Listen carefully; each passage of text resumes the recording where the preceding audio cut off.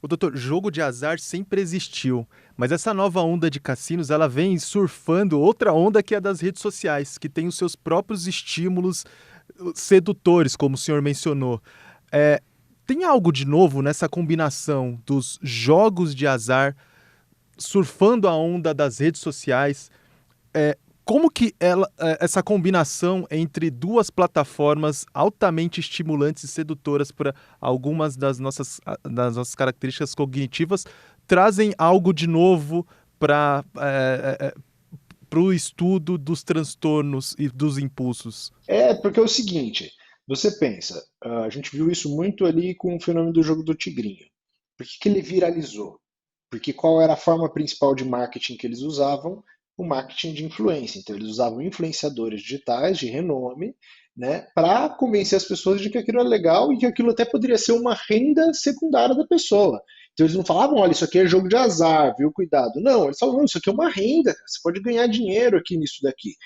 E aí você pega, né, quem são as populações mais vulneráveis? Principalmente de baixo nível socioeconômico e educacional.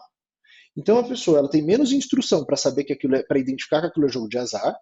Ela vê, ela acompanha o influenciador dela de preferência na rede social, né? Existe essa questão da necessidade da raça humana de aprovação social e senso de pertencimento de grupo. Pô, meu influenciador que eu acho bacana pra caramba, ele tá falando que é legal, tô dentro, eu quero, né? E aí eu não tenho discernimento que aquilo é jogo de azar, e eu que de repente faço parte da população mais vulnerável, eu adoeço, eu começo a postar e perco tudo.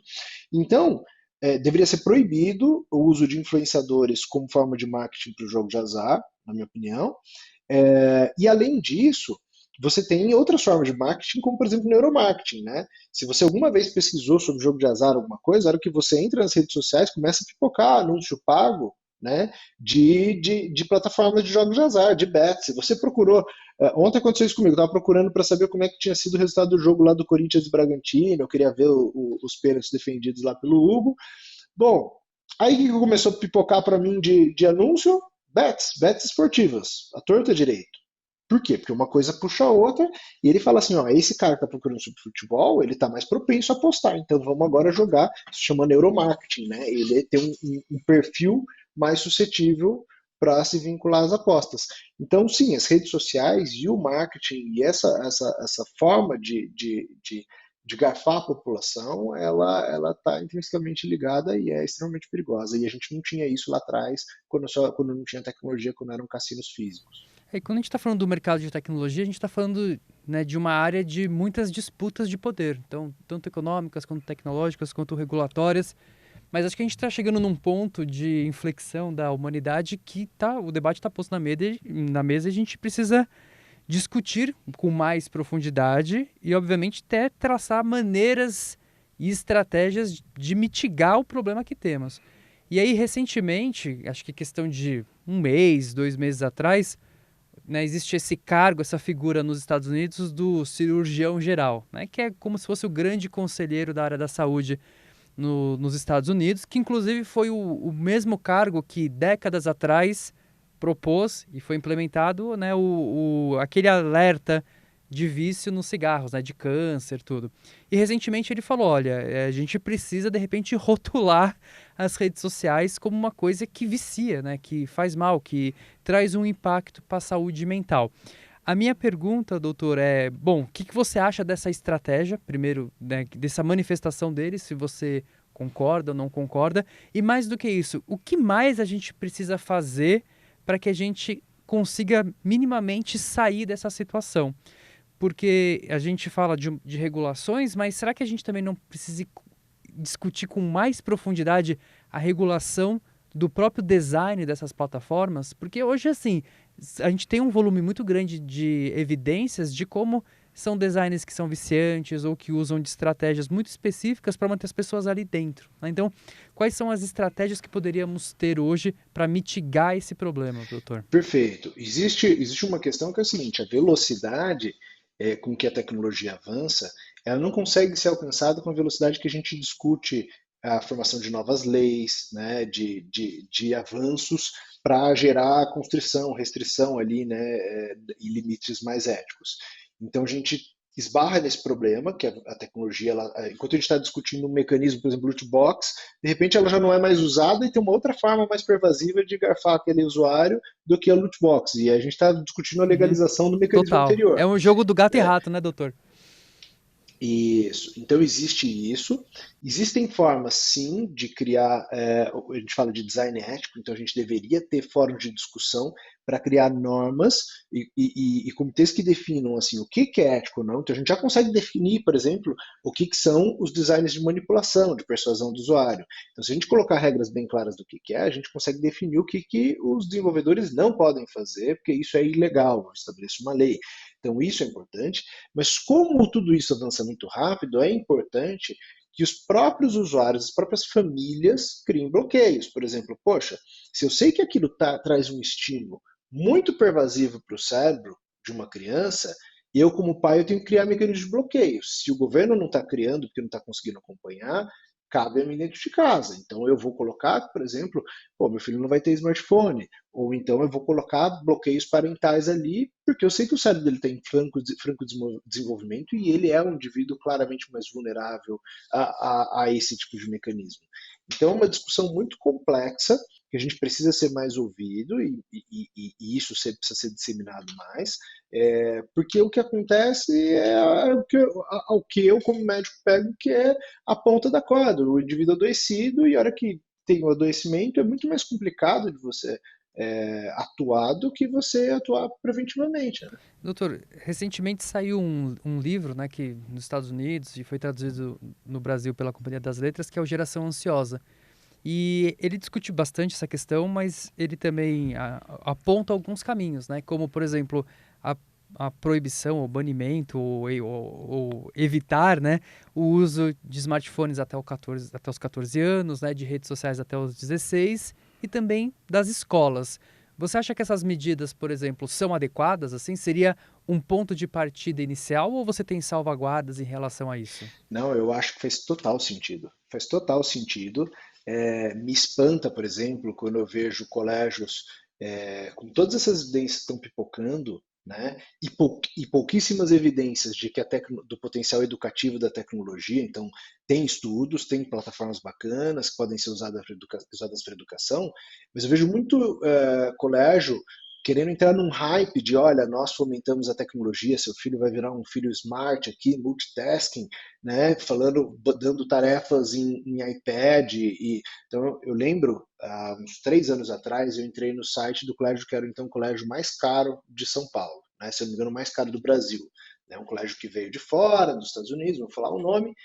A primeira imagem que me apareceu era uma criança que deveria ter, sei lá, uns 4 anos de idade com um iPad na mão. Eu falei, cara, bizarro. O colégio mais caro do Brasil, ele, por mais que a gente tenha pesquisas mostrando da exposição excessiva à tela, especialmente nessa faixa etária, está colocando uma criança pré-escolar com um iPad na mão, mostrando como se isso fosse legal para o conceito de educação. Então, assim, eu já falei, por exemplo, houve um burburinho no colégio da minha filha, por exemplo, de, olha, a gente vai começar a usar iPad. Eu falei, se começar, eu vou tirar você de lá. Né? E vou mesmo. Porque eu acho que não tem cabimento algum, né? A não ser que você crie bloqueio e use somente aplicativos que tenham fundamentação, né? Se eles forem usar aplicativos, eu vou querer entender qual é o tipo de estudo que eles fizeram ali para entender que aquele de fato é um aplicativo educativo e que parâmetros que dizem que aquilo é um aplicativo educativo, porque só assim a gente consegue começar a criar mecanismos e regras claras. Se eu conseguir, eu desejo mesmo que minha filha só tenha smartphone depois dos 14 anos de idade. Né? Talvez eu dê para ela antes um dumb phone, né? Que tem celulares que só servem para ligar e mensagem, como o antigo Nokia tijolão lá que existia e existem celulares assim. Então, se a gente pegar os grandes nomes aí do Vale do Silício, então Mark Zuckerberg, os filhos deles não têm contato com tecnologia, mesmo eles sendo grandes nomes da tecnologia. Então, a gente tem que criar esses bloqueios e faz muito sentido isso, sim. É o famoso faço o que eu digo, não faço o que eu faço, né? Mas voltando um pouquinho para o mundo das bets e pensando um pouco para o futuro, a partir de 2025, esse tipo de atividade vai ser regulamentada no Brasil e isso exigiu um esforço de cadastro das empresas interessadas em explorar esse tipo de atividade. Foram mais de 200, né, Diogo? muitas empresas, desde a Globo até o Quai, até a Caixa Econômica Federal, até Cassino de Las Vegas, muita gente interessada em explorar jogos de azar, as famosas bets aí. Se todas elas forem aprovadas, o brasileiro vai ter uma enxurrada de oferta de jogo de azar. Vai ter de todo tipo, vai ser mais de 200 dessas ofertas, desses sites. O Brasil está preparado para um nível de oferta desse tipo? E quando eu digo o Brasil, o nosso sistema único de saúde está preparado para receber as várias pessoas que, porventura, vão se encontrar em maus lençóis quando forem expostas a esse nível de oferta de apostas digitais? Nenhum país está preparado. Vamos traçar um paralelo. Vocês lembram lá atrás, eu era criança, quando começou aquele boom dos fast foods, né? Então, fomentados pelos Estados Unidos, então McDonald's, Burger King, tudo mais. Então, era uma oferta de alimentos hiperpalatáveis, com alto teor de sódio, com alto teor de açúcar, gorduras de todos os tipos, que de uma riqueza só. Bom, o que foi o resultado disso, essa cultura americana do fast food? A gente viu muita gente adoecendo, índices de obesidade estratosféricos, aumento de infarto, AVC, doenças cardiovasculares. O que a gente vê agora? A gente vê os Estados Unidos, depois de muitos anos, investiram lá rios de dinheiro para mudar esse panorama, e agora você chega nos supermercados lá, você tem uma oferta muito maior de alimentos saudáveis e uma conscientização da população. Mas às custas de quanto que teve que ser gasto para corrigir um erro lá atrás, né? Para corrigir uma oferta que era em demasia, né? E uma baixa oferta e baixa educação da população da necessidade de alimentos mais saudáveis. É mais ou menos o que a gente vai ver provavelmente acontecer, hipotetizando, porque a gente não consegue dizer isso, ninguém tem bola de cristal. Mas, se você tem uma oferta excessiva, né, se você diz e fica fomentando que isso é muito, muito legal, vai haver uma quantidade maior de pessoas usando. Se tem mais pessoas usando, vai existir uma quantidade maior de pessoas em adoecimento, porque é matemática simples. Tá? Então, esse é um problema, e é um problema que talvez a gente vai ter que fazer igual os Estados Unidos fez com alimentação, que é, a hora que a gente vê lá na frente o que aconteceu, a gente vai ter que tentar colher os cacos de tudo que a gente gerou. Né? É aquela famosa discussão, né? Muitas vezes a gente gera o caos para depois tentar organizar, sendo que a gente poderia, de uma forma mais organizada, né, criar soluções e, ao mesmo tempo, salvaguardas. Mas, doutor, eu tenho uma última pergunta aqui, que é o seguinte. O laboratório que o senhor atua e também na sua parte clínica, você trabalha bastante com dependência. E aí uma pergunta, assim, que é mais uma curiosidade também, bom, tem dependência de tudo. Hoje, quais são as principais dependências que os brasileiros estão passando? É droga, é açúcar, e como que aconteceu essa evolução dos próprios jogos também? Hoje vocês estão atendendo já muitos pacientes que estão viciados, por exemplo, em expostas esportivas online, em jogo online, cassino online, doutor? Assim, a gente sempre atendeu, mesmo em épocas em que o jogo de azar não era legalizado, a gente sabe que existe, porque tem cassino, mesmo na época que não tinha as bets esportivas, mas existiam cassinos clandestinos em São Paulo, em vários lugares do Brasil, mas era notável que o volume de pessoas que buscavam um atendimento era menor. Né? A gente vem observando um crescimento e uma fila de espera cada vez maior no nosso serviço, por conta desse advento da abertura ali da porteira em relação às bets, principalmente as bets esportivas, mas todas as modalidades de jogo de azar. Então, há um crescimento. Em questão, assim, acho que é sempre uma equação entre qual é o nível de exposição da população a determinada substância ou comportamento aditivo, né, e qual é o potencial aditivo daquela substância. O que eu quero dizer com isso? Por exemplo, é notável que os Estados Unidos, vários estados abriram as portas para a legalização da maconha, né, com o argumento da questão da taxação, já era uma droga que era altamente difundida e tal. Bom, mas o que a gente viu de forma subsequente? Um aumento de proporção de pessoas procurando atendimento por conta do adoecimento da dependência em maconha, estão precisando de um acompanhamento médico, né, e psicológico, e um aumento, por exemplo, de pessoas desenvolvendo esquizofrenia, que a gente sabe que a maconha é uma das drogas que quem tem vulnerabilidade genética pode desenvolver esquizofrenia. Então aumentou muito a quantidade de pessoas com esquizofrenia lá nos Estados Unidos. Então, o tamanho do problema em relação a uma substância ou comportamento depende é difícil de medir e comparar entre elas.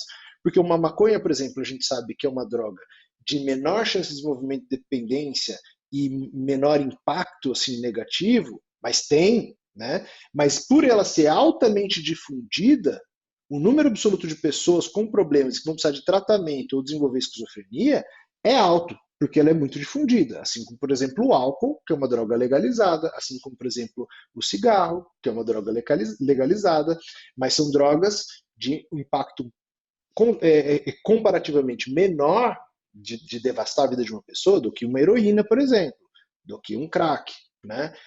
Que ele tem menor impacto só porque tem menos pessoas usando. Né?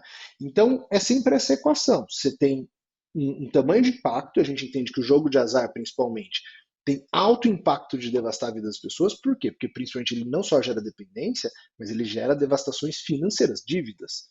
Então, ele devasta a vida das pessoas, gera dívidas, aumenta o índice de suicídio consideravelmente nessa população, né? Aumenta o índice de comorbidades, de depressão, de ansiedade, de abuso de substâncias também. Então, proporcionalmente, a gente vai ter um impacto maior, né, pela legalização, por abrir a porteira. Qual